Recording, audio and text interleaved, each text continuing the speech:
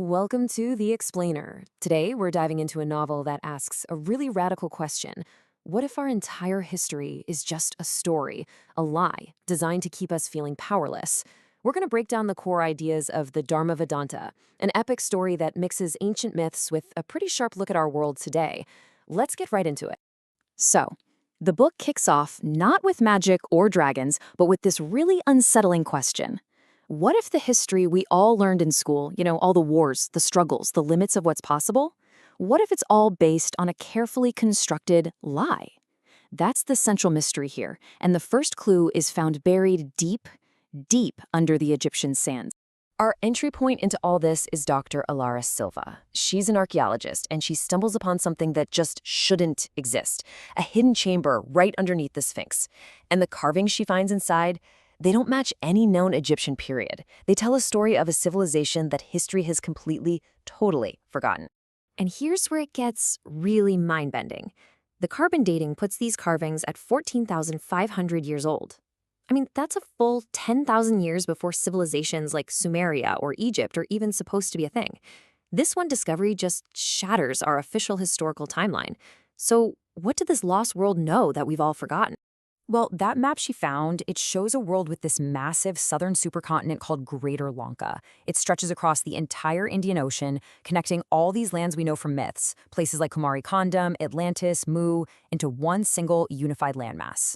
And this wasn't some primitive world, it was the center of a global civilization. So what kind of world did we lose? This is where the novel really shifts gears. It's not just a historical mystery anymore, it becomes something much, much bigger. It asks us to imagine a completely different path humanity could have taken.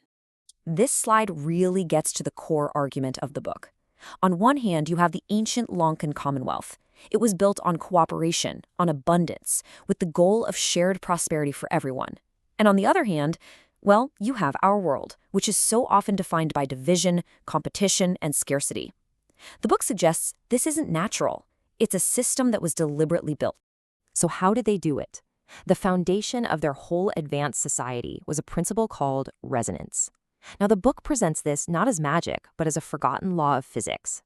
Imagine if our collective consciousness, our shared focus, our empathy, could directly power up our technology. That's resonance. It's what let them generate limitless clean energy and do things that would seem like miracles to us. All right, so if this world was basically a paradise, where did it go? The answer is a catastrophic war. A war that wasn't just fought over land, but for the very nature of reality itself. And this was not a simple conflict. While human factions started turning on each other, rifts to other dimensions literally opened up. And through those rifts poured this terrifying alliance called the Ananta Conclave. We're talking demons, elves, angels, all the beings from myth and nightmare, and they all wanted one thing: to wipe humanity off the map. Facing total annihilation, the leaders of the Commonwealth made a desperate choice. They activated a last resort device, the Dharma Vedanta engine. It worked. It severed the link to the invading dimensions and saved humanity. But the price was catastrophic. The supercontinent was torn apart. The Earth's geography was violently changed. And maybe most importantly, humanity's collective memory of its own history was just wiped clean. And this brings us right to the book's biggest idea. The end of that ancient war wasn't the end of history. It was the beginning of our history. And it was all built on a foundation of lies. You see, the new leaders who rose from the ashes, they weren't heroes. They were the generals who had betrayed their own leader, Ravana, because they saw his world of shared prosperity as a threat to their own power.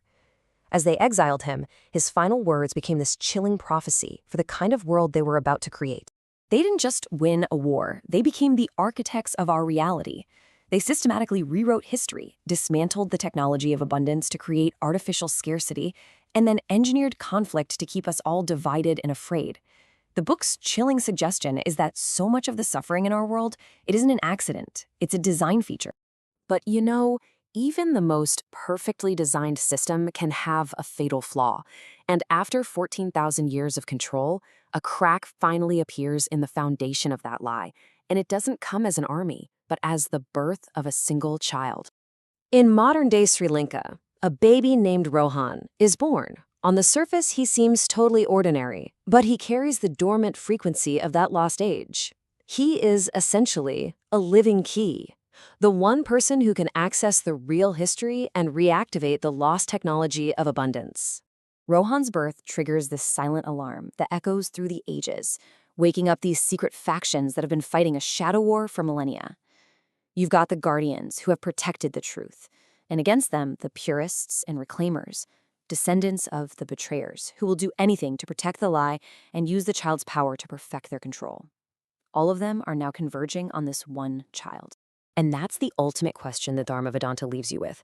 This story isn't just an escape. It's really an invitation to look at our own world and ask, what lies have we been told? It challenges you to think about whether humanity's true potential is way greater than we've been led to believe. So will this child be the key to unlocking our lost paradise? Or will he become the final lock in our perfect enslavement? According to this novel, the answer to that question could change absolutely everything.